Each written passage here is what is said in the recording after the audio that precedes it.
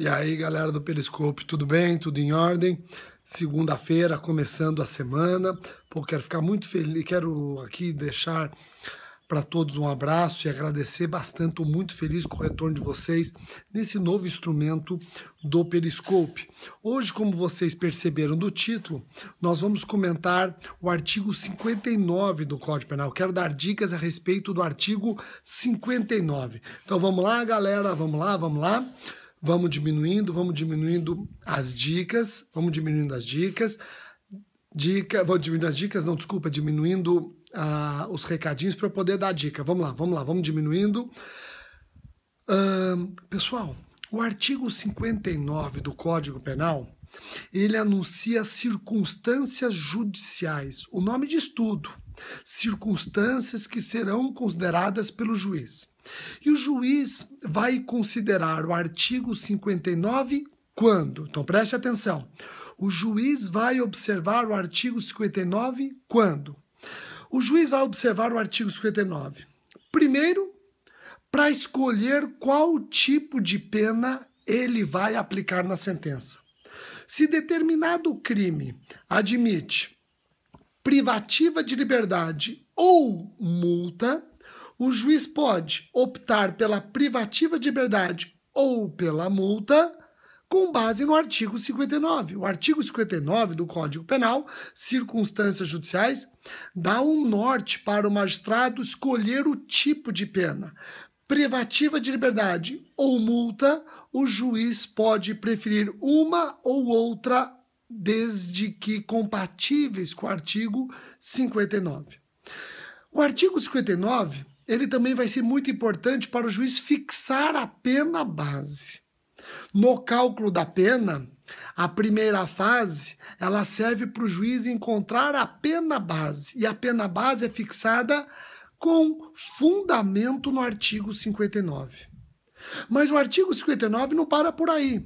Ele serve para o juiz escolher o tipo de pena, para fixar a pena base, também serve para o juiz determinar o regime inicial para o cumprimento da pena. O magistrado, ele pode optar entre o regime fechado, semiaberto ou aberto, e esses regimes vão depender muito do artigo 59 do Código Penal. E, por fim, o artigo 59 do Código Penal também serve para o juiz decidir se é possível ou não a substituição da pena privativa de liberdade por penas alternativas. Então, em resumo, e aí eu vou prosseguir com as dicas. Em resumo, o artigo 59, ele não é analisado num só momento. Ele é analisado em várias oportunidades. O juiz analisa o artigo 59 para escolher o tipo de pena, para fixar a pena base, para determinar o regime inicial de cumprimento de pena e para aquilatar se o caso comporta ou não substituição da pena privativa de liberdade por pena alternativa. Compreenderam? Quando você vai lá no artigo 59, vai perceber que ele traz 8 circunstâncias judiciais. 8. Culpabilidade do agente, maus antecedentes, motivo do crime, personalidade do agente, consequências do crime, comportamento da vítima e por aí vai. São 8 circunstâncias judiciais.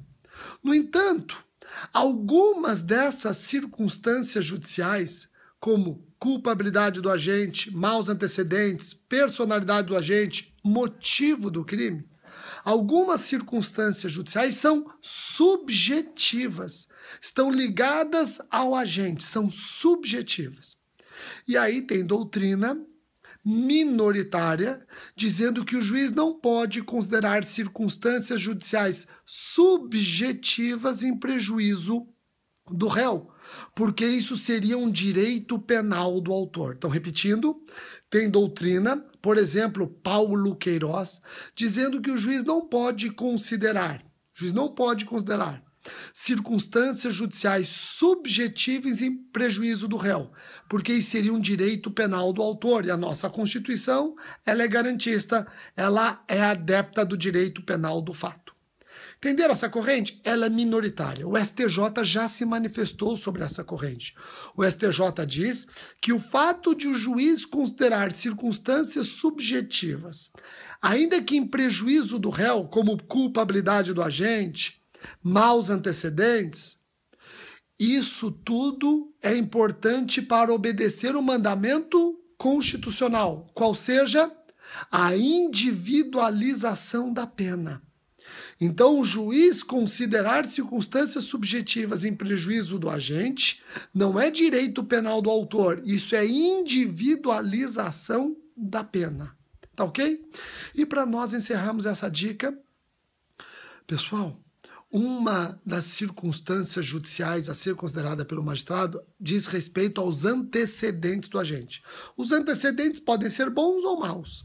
Maus antecedentes acabam gerando pena base acima do mínimo legal.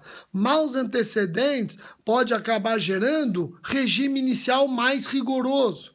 Então, maus antecedentes é uma circunstância judicial muito importante.